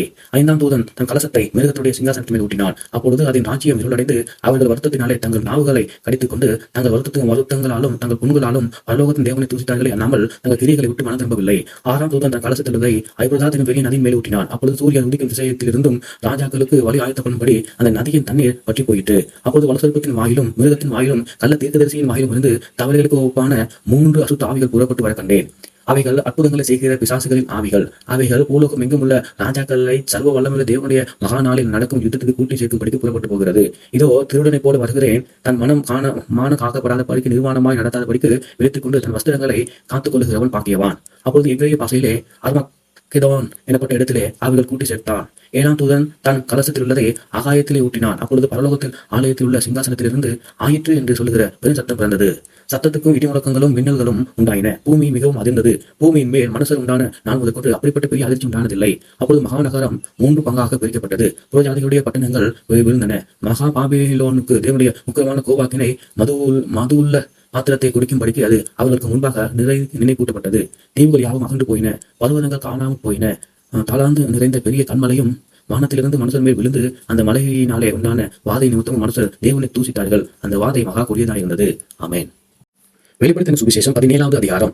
7 கலசங்களுடைய அந்த 7 தூதரில் ஒருவன் வந்து என்னோடு பேசி, நீ வா, திரளான தண்ணீர்கள் மேல் உட்கார்ந்து இருக்கிற மகா வேசியோடு பூமி ராஜாக்கள் வேசித்தனம் பண்ணினார்களே, அவருடைய வேசித்தனமாகிய மதுவான் பூமியின் குடிகளும் போய் கொண்டிருந்தார்களே, அவர்களுக்கு வருகிற ஆக்கிரியை உனக்கு காண்பிப்பேன் என்று சொல்லி ஆவிகள் என்னை வனாந்தரத்திற்கு கொண்டு போனார். அப்பொழுது 7 தலைகளையும் 10 கொம்புகளையும் உடையதும் தூசணமான நாமங்களால் நிறைந்ததுமான சிவப்பு நிறமுள்ள மிருகத்தின் மேல் ஒரு ஸ்திரீ ஏறியது கண்டேன். அந்த ஸ்திரீ இரத்தாம்பரமும் சிவப்பான ஆடையை தரித்து பொன்னினாலும் ரத்தனத்தினாலும் முத்துக்களினாலும் சிங்காரிக்கப்பட்டு தன் வேசித்தனமாகிய அருவருப்புகளினாலும் அசுத்தத்தாலும் நிறைந்த பொற்பாத்திரத்தை தன் கையில் பிடித்திருந்தாள். மேலும் இரகசியம் மகா பாபிலோன் வேசிகளுக்கும் பூமியில் உள்ள அருவருப்புகளுக்கும் தான் என்றும் நாமும் அவர் நெற்றியிலே எழுதியிருந்தது. அந்த ஸ்திரீ பரிசுத்தவான்களின் ரத்தத்தினாலும் இயேசுனுடைய சாட்சியின் ரத்தத்தினாலும் வெளிக்கொண்டிருக்கிறதை கண்டேன். அவளை நான் மிகவும் ஆச்சரியப்பட்டேன். அப்பொழுது தூதனானவன் என்னை நோக்கி, ஏன் ஆச்சரியப்படுகிறாய்? இந்த ஸ்திரீயினுடைய இரகசியத்தையும் 7 தலைகளையும் 10 கொம்புகளையும் உடைய சுமக்கிற மிருகத்தினுடைய இரகசியத்தையும் உனக்கு சொல்லுகிறேன். நீ கண்ட மிருகம் முன்னே இருந்தது, இப்பொழுது இல்லை. அது பாதாளத்திலிருந்து ஏறி வந்தது, நாசமடைய போகிறது. உலக தோற்றம் முதல் ஜீவ புஸ்தகத்தில் பேர் எழுதப்பட்டிராத பூமி குடிகள் இருந்தும் கிராமல் போனதுமான இனி இருப்பதுமாயிருக்கிற மிருகத்தை பார்த்து ஆச்சரியப்படுவார்கள். ஞானமுள்ள மனம் இது விளங்கும். அந்த 7 தலைகளும் அந்த ஸ்திரீயின் உட்கார்ந்திருக்கிற 7 மலைகளாம். அவைகள் 7 ராஜாக்கள். இவர்களில் 5 பேர் விழுந்தார்கள். ஒருவன் இருக்கிறான், மற்றவன் இனி வரவில்லை. வரும்போது அவன் கொஞ்ச காலம் தரித்திருக்க வேண்டும். இருந்தாலும் இராததுமாகிய மிருகமே எட்டாவதாவனும் அவ்வேளிலிருந்து தூண்டுகிறவன் நாசமடைய போகிறவனுமாயிருக்கிறான். நீ கண்ட 10 கொம்புகளும் 10 ராஜாக்களாம். இவர்கள் இன்னும் ராஜ்யம் பெறவில்லை. இவர்கள் மிருகத்துடைய கூட 1 மணி நேரம் அளவும் ராஜாக்களை போல அதிகாரம் பெற்றுக் கொள்கிறார்கள். இவர்கள் ஒரே யோசனை உள்ளவர்கள். இவர்கள் தங்கள் வல்லமையையும் அதிகாரத்தையும் மிருகத்திற்கு கொடுப்பார்கள். இவர்கள் ஆட்டுக்குட்டியானவனோடு யுத்தம் பண்ணுவார்கள். ஆட்டுக்குட்டியானவர் கர்த்தரும் ராஜாவாக இருக்கிறபடியால் அவர்களை ஜெயிப்பார். அவரோடு கூட இருக்கிறவர்கள் அழைக்கப்பட்டவர்களும் தெரிந்து கொள்ளப்பட்டவர்களும் உண்மை உள்ளவருமாய் இருக்கிறார்கள் என்றான். பின்னும் அவன் என்னை நோக்கி, அந்த வேசியை உட்கார்ந்திருக்கிற தண்ணீரை கண்டாயே, அவைகள் ஜனங்களுக்கு கூட்டங்களும் ஜாதிகளும் பாசைக்காரர்களும் நீ மிருகத்து மேல் கண்ட 10 கொம்புகளானவர்கள் அந்த வேசியை பகைத்து அவைகளை பாலும் நிர்வாணமாக்கி அவருடைய மாமிசத்தை பச்சித்து அவளை நெருப்பினாலே சுட்டெரித்து போடுவார்கள். தேவன் தம்முடைய வார்த்தைகளால் நிறைவேறும் அளவும் அவள் தமது யோசனையை நிறைவேற்றுகிறதற்கும் ஒரே யோசனை உள்ளவர்களாக இருந்து தங்கள் ராஜ்யத்தை மிருகத்திற்கு கொடுக்கிறதுக்கும் அவர்களுடைய இருதயங்களை ஏவினார். நீர் கண்ட ஸ்திரீயானவள் பூமி ராஜாக்கள் மேல் ராஜ்யம் பாலம் பண்ணுகிற மகா நகரமே என்றான். வெளிப்படுத்தின சுவிசேஷம் 18ஆவது அதிகாரம். இவர்களுக்கு பின்பு வேறொரு தூதன் மிகுந்த அதிகாரமுடையவனாய் வானத்திலிருந்து இறங்கி வர கண்டேன். அவனுடைய மகிமையினால் பூமி பிரகாசமாயிற்று. அவன் பலத்த சத்தமிட்டு மகா பாபிலோன் விழுந்தது. அது பேய்களுடைய குடியிருப்பும் சகலவித அசுத்தாவிகளுடைய காவல் வீடும் அசுத்தமும் அருவருப்புமான சகலவித பறவைகளுக்கு கூடுமாயிற்று. அவருடைய வேசித்தனத்தின் உக்கிரமான மதுவை எல்லா ஜாதிகளும் குடித்தார்கள். பூமி ராஜாக்கள் அவரோடு வேசித்தனம் பண்ணினார்கள். பூமி வர்த்தகர் அவருடைய செல்வ செருக்கினாலே மிகுதியான ஐஸ்வர்யமானார்கள் என்று விளம்பினான். பின்பு வேறொரு சத்தம் வானத்திலிருந்து உண்டாக்கி கேட்டேன். அது என் ஜனங்களே, நீங்கள் அவளுடைய பாவத்துக்கு உடன்படாமலும் அவளுக்கு நேரிடும் வாதையை அகப்படாமலும் இருக்கும்படிக்கு அவளை விட்டு வெளியே வாருங்கள். அவருடைய பாவம் வானபரியந்தம் எட்டினது. அவருடைய நியாயங்களை தேவன் நினைவு கூர்ந்தார். அவள் உங்களுக்கு பலனளித்தது போல நீங்களும் அவளுக்கு பலனளியுங்கள். அவருடைய கிரிகளுக்கு தக்கதாக அவளுக்கு இரட்டிப்பாக கொடுத்து தீருங்கள். அவள் உங்களுக்கு கலந்து கொடுத்த பாத்திரத்திலே இரட்டிப்பாக அவளுக்கு கலந்து கொடுங்கள். அவள் தன் மகிமையை படுத்தி செல்வ சிறுக்காய் வாழ்ந்தவளல்லவோ, அவ்வளவாய் வாதையையும் திருக்குணத்தையும் அவளுக்கு கொடுங்கள். நான் ராஜாஸ்திரியை வீட்டிருக்கிறேன். நான் கையும் பெண் அல்ல. நான் துக்கத்தை காண்பதில்லை என்று அவள் தன் இருதயத்திலே எண்ணினாள். ஆகையால் அவளுக்கு வரும் வாதையாகிய சாவையும் துக்கமும் பஞ்சமும் ஒரே நாளிலே வரும். அவள் அக்னியினாலே சுட்டரிக்கப்படுவாள். அவளுக்கு நியாய தீர்ப்பு கொடுக்கும் தேவனாய் கர்த்தர் வல்லமை உள்ளவர். அவளோடு வேசித்தனம் செய்து செல்வ சிறுக்காய் வாழ்ந்த பூமி ராஜாக்களும் அவள் வேகிறதினாலே உண்டான புகையை காணும்போது அவளுக்காக அழுது புலம்பி அவளுக்கு உண்டான வாதையினால் பயந்து தூரத்திலே நின்று, ஐயோ பாபிலோன் மகா நகரமே, பலமான பட்டணமே, ஒரே நாளிகையிலே உனக்கு ஆக்கின வந்தது என்பார்கள்.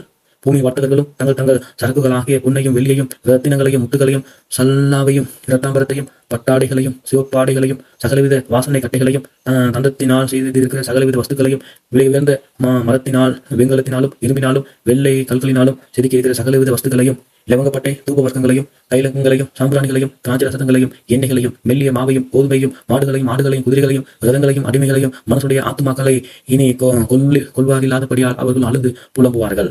உன் ஆத்துமா இச்சித்த பல வர்ணங்கள் உன்னை விட்டு நீங்கி போயின.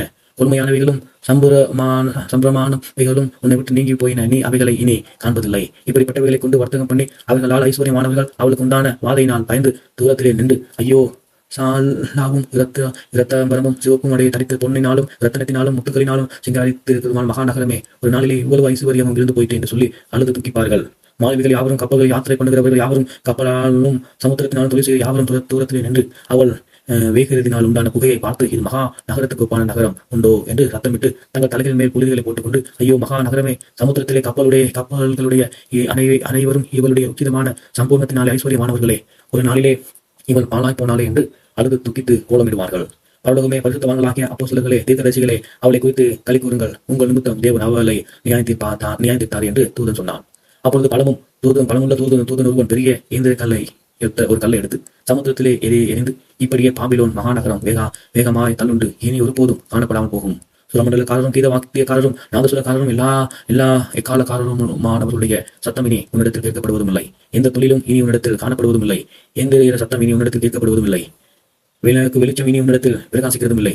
மணவாளனும் மணவாட்டியுமானுடைய சத்தம் இனி உன்னிடத்தில் கேட்கப்படுவதும் இல்லை. உன் வர்த்தகர்கள் பூமியிலே பெரியோர்களாயிருந்தார்களே, உன் சூனியத்தால் எல்லா ஜாதிகளும் மோசம் போனார்களே. தீர்க்கதரிசிகளுடைய இரத்தமும் பரிசுத்தவான்களுடைய இரத்தமும் பூமியில் கொல்லப்பட்ட அனைவருடைய இரத்தமும் அவரிடத்தில் காணப்பட்டது என்று விளம்பினான். ஆமென். வெளிப்படுத்தின சுவிசேஷம் 19வது அதிகாரம்.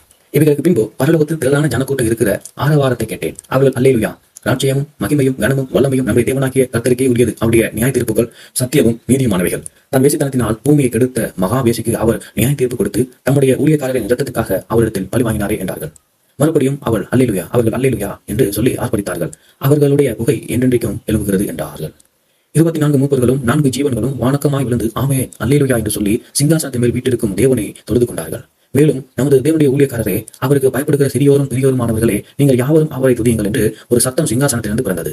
அப்பொழுது திரளான ஜனங்கள் இடம் ஆரவாரம் போலவும் பெருவெள்ளம் இரைச்சலை போலவும் பலத்த இடிமுழக்கம் போலவும் ஒரு சத்தம் உண்டாகி அல்லேலுயா, சர்வ வல்லமையுள்ள தேவனாகிய கர்த்தர் ராஜ்யபாரம் பண்ணுகிறார். நாம் சந்தோஷப்பட்டு களி கொண்டு அவருக்கு துதி செலுத்த கடவோம். ஆட்டுக்குட்டியானவருடைய கல்யாணம் வந்தது, அவருடைய மனைவி தன்னை ஆயத்த பண்ணினாள் என்று சொல்ல கேட்டேன். சுத்தமும் பிரகாசமான மெல்லிய வஸ்திரம் தரித்துக் கொண்டபடி அவளுக்கு அளிக்கப்பட்டது. அந்த மெல்லிய வஸ்திரம் பரிசுத்தவான்களுடைய நீதிகளே. பின்னும் அவன் என்னை நோக்கி, ஆட்டுக்குட்டியானவரின் கல்யாணத்துக்கு அழைக்கப்பட்டவர்கள் பாக்கியவான்கள் என்று எழுது என்று, மேலும் இவைகள் தேவனுடைய சத்தமான வசனங்கள் என்று என்னுடனே சொன்னான். அப்பொழுது அவனை வணங்கும்படிக்கு அவனுடைய பாதத்தில் விழுந்தேன். அவன் என்னை நோக்கி, இப்படி செய்யாத படிக்கு பார், உன்னோடும் இயேசுவை குறித்து சாட்சியிட்ட உன் சகோதரோடு கூட நானும் ஒரு ஊழியக்காரன். தேவனை தொழுதுகொள், இயேசுவை பற்றி சாட்சி தீர்க்க தரிசனத்தின் ஆவியாயிருக்கிறது என்றான். பின்பு பரலோகம் திறக்க கண்டேன். இது ஒரு வெண்மை குதிரையில் காணப்பட்டது. அதன் மேல் ஏறியிருந்தவர் உண்மையும் சத்தியமும் உள்ளவர் எனப்பட்டவர். அவர் நீதியாய் நியாயம் தீர்த்து யுத்தம் பண்ணுகிறார். அவருடைய கண்கள் அக்னி ஜுவாலை போல இருந்தன. அவருடைய சிரசின் மேல் அநேக கிரீடங்கள் இருந்தன. அவருக்கு அருகே வேறொருவரும் தெரியாத ஒரு நாமமும் எழுதியிருந்தது.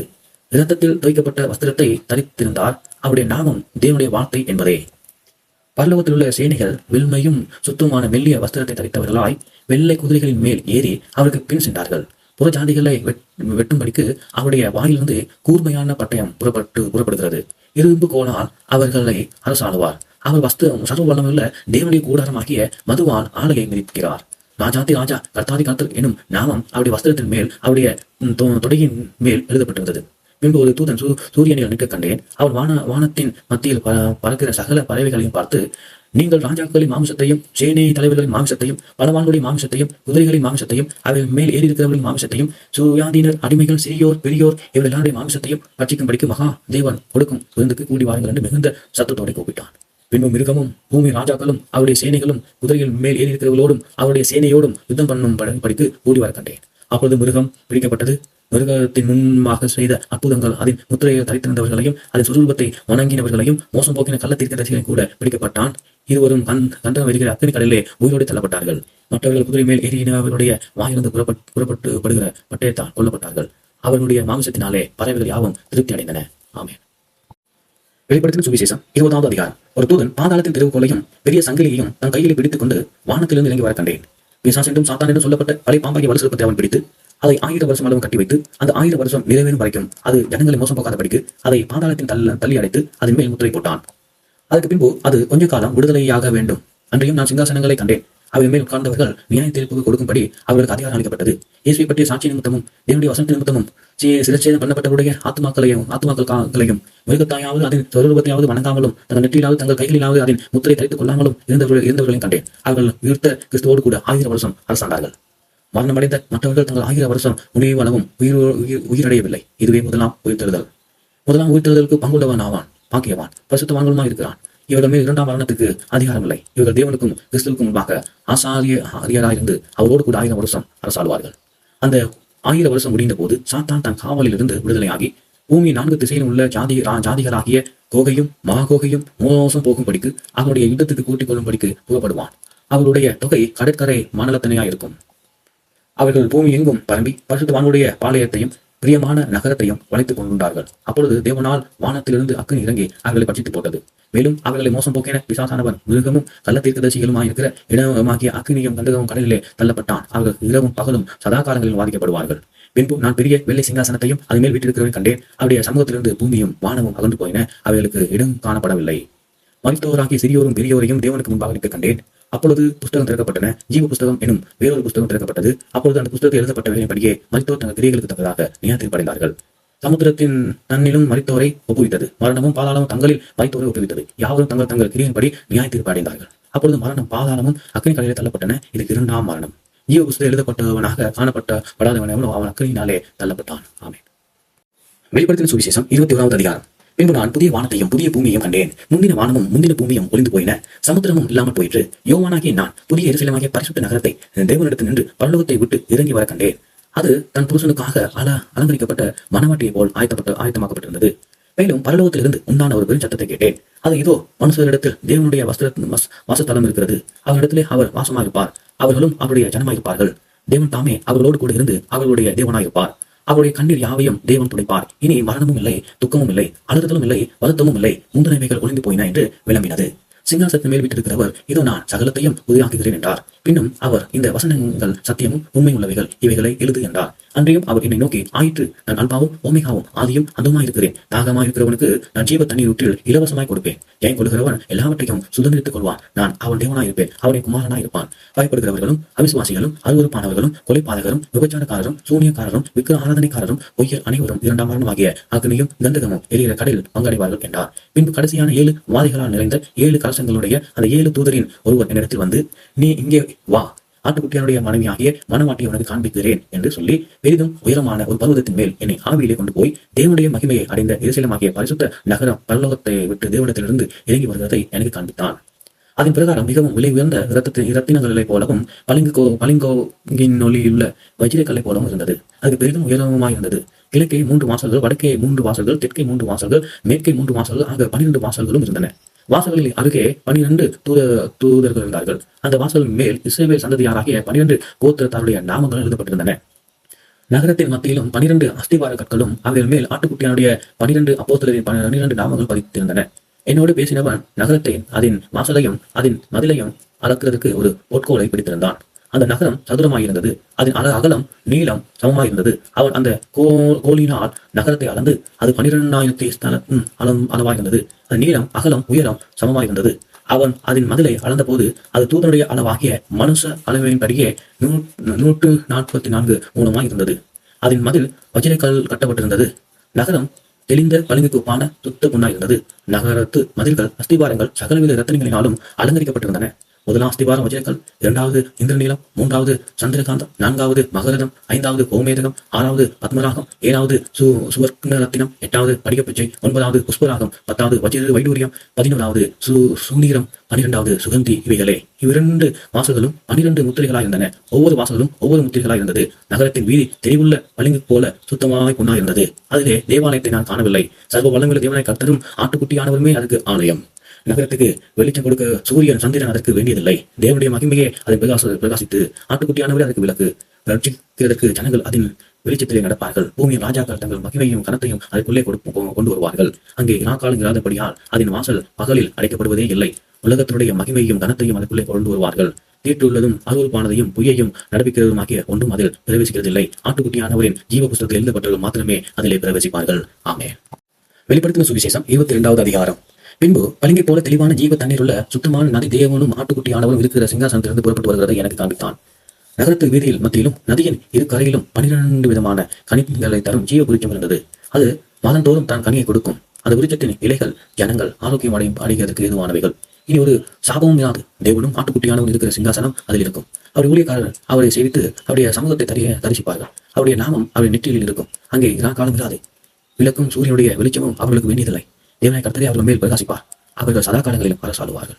பின்பு அவர் என்னை நோக்கி, இந்த வசனங்கள் உண்மையும் சத்தியமானவைகள், சீக்கிரமாய் சம்பவிக்க வேண்டியவைகளை தம்முடைய ஊழியக்காரர் காண்பிக்கும் பொருட்டு பரிசுத்த தீர்க்கதரிசிகளாக கர்த்தராகிய தேவனானவர் தம்முடைய தூதனை அனுப்பினார். இதோ சீக்கிரமாக வருகிறேன். இந்த புத்தகத்தில் உள்ள தீர்க்கதரிசன வசனங்களை கைக்கொள்ளுகிறவன் பாக்கியவான் என்றார். யோவானாகி நான் இவைகளை கண்டும் கேட்டும் இருந்தேன். நான் கேட்டும் கண்டது போது இவைகள் எனக்கு காண்பித்த தூதனை வணங்கும்படி அவனை பாதத்தில் விழுந்தேன். அதுக்கு அவன் இப்படி செய்யப்படாதபடிக்கு பார், உன்னோடும் உன் சகோதரர்களோடும் தீர்க்கதரிசிகளோடும் இந்த புத்தகத்தின் வசனங்களை கைக்கொள்ளுகிறவர்களோடும் கூட நானும் ஒரு ஊழியக்காரன், தேவனை தொழுது கொள் என்றான்.